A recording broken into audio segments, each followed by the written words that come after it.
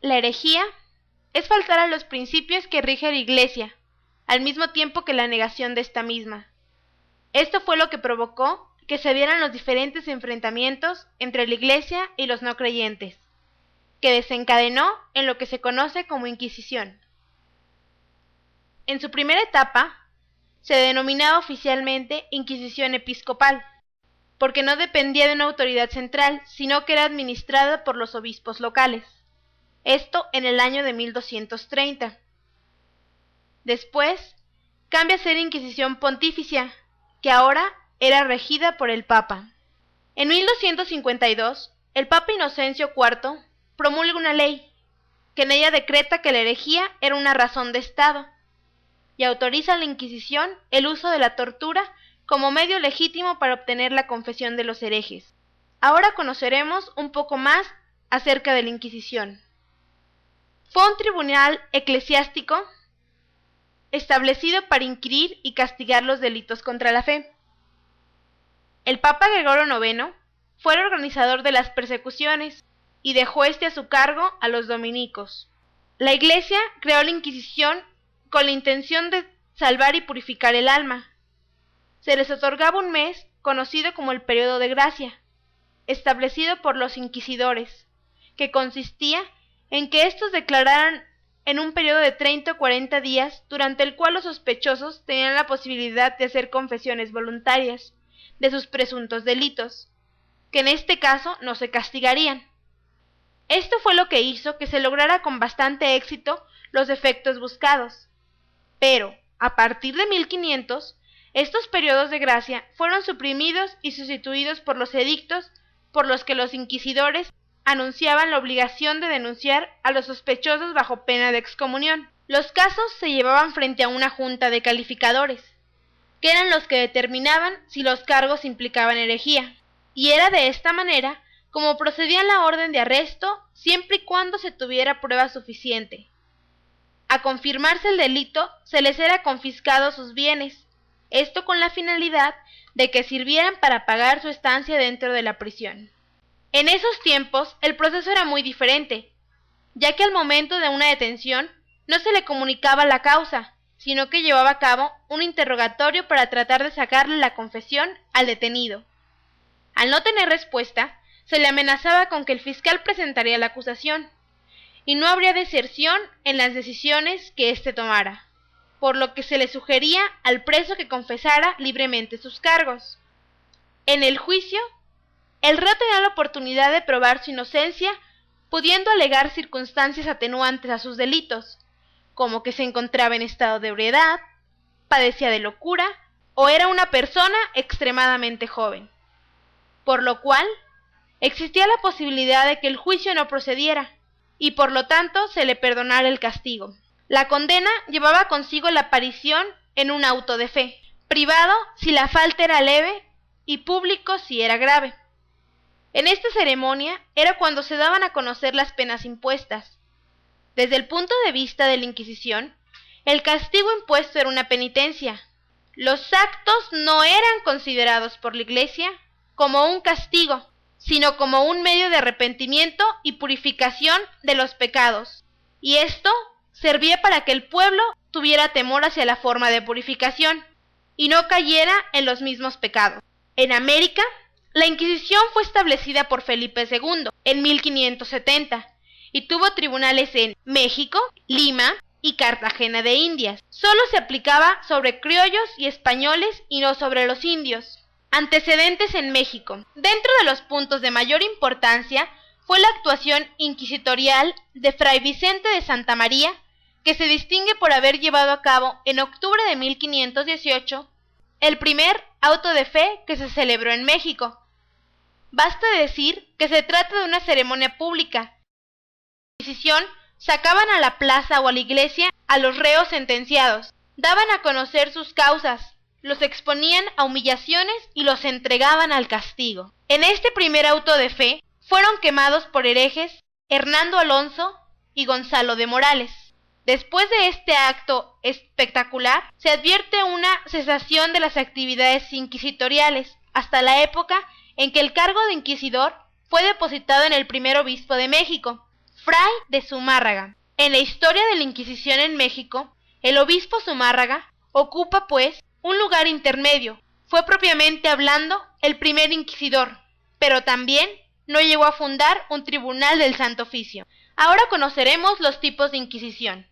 Es importante destacar que existieron varios tipos de inquisiciones, y cada una tenía un enfoque diferente. Es bueno destacar que existían diferentes, ya que podemos comparar cada uno de ellos, y que contó con mayor trayectoria en la historia fue la época medieval, de la que destacaron la siguiente. Inquisición española. Tuvo como finalidad principal combatir las prácticas judaizantes de los judeoconversos españoles. Inquisición romana. Quizás una de las más importantes después de la medieval, pues tuvo como tarea principal desmantelar y atacar a las organizaciones, corrientes de pensamiento y postura religiosa que socavaran la integridad de la fe católica, y examinar y proscribir los libros que se considerasen ofensivos para la ortodoxia. Por el contrario, la Inquisición portuguesa fue la que decretó la expulsión de los judíos, que no se convirtieran al cristianismo en 1497, y esto fue lo que produjo numerosas conversiones al catolicismo. Quizás una de las inquisiciones más fuertes fue la que conocimos como la Inquisición medieval. Dentro de la brujería había una diferencia entre países como Reino Unido, Alemania y el resto de Europa, ya que en esos países no se llevaba a cabo un juicio, y en el resto de Europa era todo lo contrario, ya que aquí sí se llevaba a cabo un juicio que era organizado por el Estado. Un dato importante y de bastante relevancia fue que en Italia Galileo Galilei fue obligado por la Inquisición a declarar que su teoría heliocéntrica era una hipótesis, lo cual no podía demostrar científicamente, que situaba al Sol en el centro de todo, en contra de la creencia que situaba la Tierra como el centro del universo. De hecho, Galileo fue obligado en su primera condena, en 1616, a no hablar del sistema heliocéntrico. La Iglesia fue mucho más fiel a la razón que el propio Galileo, por lo que el proceso contra Galileo fue razonable y justo. Tiempo después, en el reinado del Papa Juan Pablo II, fue que se pidió perdón por los errores que hubieran cometido los hombres de la Iglesia a lo largo de la historia, así como por haber dejado de hacer el bien necesario en favor de judíos y otras minorías perseguidas. Son importantes las cifras de las ejecuciones que se reflejan. A continuación, presentaré algunas cifras estimadas de la ejecución por tribunales civiles y por procesos inquisitoriales. En Alemania, 25.000 personas ejecutadas. En Reino Unido, 20.000 personas ejecutadas. Polonia y Lituania se aproxima que se ejecutaron alrededor de 10.000 personas. En Suiza, 4.000 personas fueron ejecutadas. En Dinamarca, Noruega, 1.350 personas ejecutadas. España, 59 brujas. Italia se encuentra dentro de los menores países con personas ejecutadas, pues solo cuenta con 40. Portugal cuenta solo con 5 personas y cientos de torturas y robos de propiedades privadas. Métodos de tortura empleados.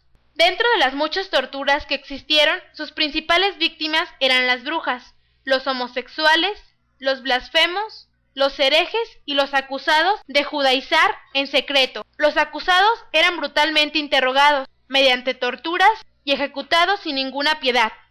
La tortura de la Inquisición, uno de los instrumentos empleados como tortura, fueron las arañas españolas, también llamadas arañas de la bruja. Garras con 4 puntas unidas en forma de tenazas constituían herramientas fundamentales del verdugo. Servían tanto frías como calientes para alzar las víctimas por las nalgas, los senos, el vientre y la cabeza. El cepo o brete, austriaco probablemente del siglo XVIII. La víctima con las manos y pies aprisionados eran de esta manera expuestas en la plaza pública, donde la chusma, en el mejor de los casos, le provocaba, abofetaba y embadurnaba con heces y orina, sustancias procedentes de orinales y pozos ciegos que se le emplastaban en boca, orejas, nariz y pelo. En muchas ocasiones eran también golpeadas, lapidada, quemada, lacerada e incluso gravemente mutilada. También las incesantes cosquillas en la planta de los pies y en los costados llegaban a convertirse en una tortura insoportable. El cinturón de castidad. En Europa en general entre el 1500 y el 1800. La opinión tradicional es que el cinturón de castidad se usaba para garantizar la fidelidad de las esposas durante largas ausencias de los maridos, y sobre todo de las mujeres de los cruzados que partían a Tierra Santa. Una mujer ceñida de esta manera perdería en breve la vida a causa de infecciones ocasionadas por acumulaciones tóxicas no retiradas. Las mujeres se colocaban el cinturón por iniciativa propia, hecho que algunas ancianas cilicianas y españolas aún recuerdan en nuestros días. Collares para vagos y para renitentes a misa. Es interesante llamar la atención acerca del collar de naipes, dados y pipa. En varios principados alemanes y municipios de Austria se exigía poseer una licencia para fumar tabaco, lo que mantuvo durante una gran parte del siglo XVIII. El collar de renitente se usaba en casos más ligeros, como no asistir a la misa dominical, una especie de reproche paternal antes del arresto por apostasia y de la tortura verdadera. La cuna de Judas. Probablemente se da en Europa en el 1500 al 1700.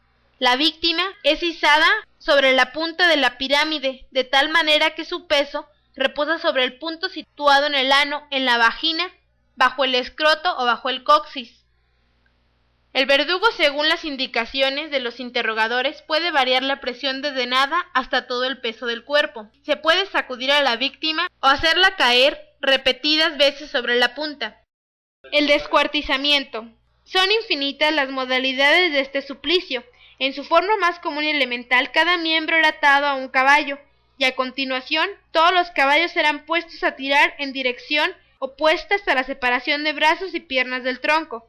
Pero el verdugo tenía que cortar tendones y músculos. El cuerpo humano es tenaz. A menudo las víctimas sufrían otras amputaciones. Si era un hombre, se le castraba, y si se trataba de una mujer, se le cortaban los senos. Descuartizar el pecho y arrancar el corazón eran actos complementarios muy comunes. El desgarrador de senos.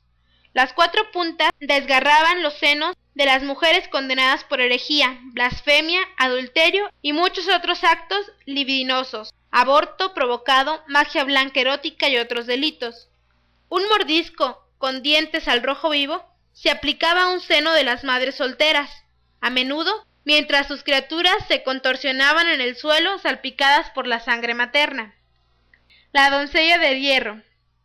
La historia de la tortura registra muchos instrumentos en forma de sarcófago, antropomorfo con 2 puertas y clavos en su interior que penetraban al cerrar las puertas en el cuerpo de la víctima. Las puntas afiladísimas le penetraban a los brazos, en las piernas en varios lugares, en la barriga, en el pecho, en la vejiga, en la nariz, en los ojos, en los hombros y en las nalgas, pero no tanto como para matarlo. La pera oral, rectal y vaginal. Se introducía en la boca recto-vagina de la víctima, y ahí se desplegaban por medio del tornillo hasta la máxima apertura. El interior de la cavidad afectada quedaba irremediablemente y quizás siempre fatalmente dañada. Las puntas que sobresalen del extremo de cada segmento servían para desgarrar mejor el fondo de la garganta o del recto, o la cerviz del útero. La pena vaginal estaba destinada a las mujeres culpables de relaciones con Satanás o con uno de sus familiares. A los homosexuales pasivos.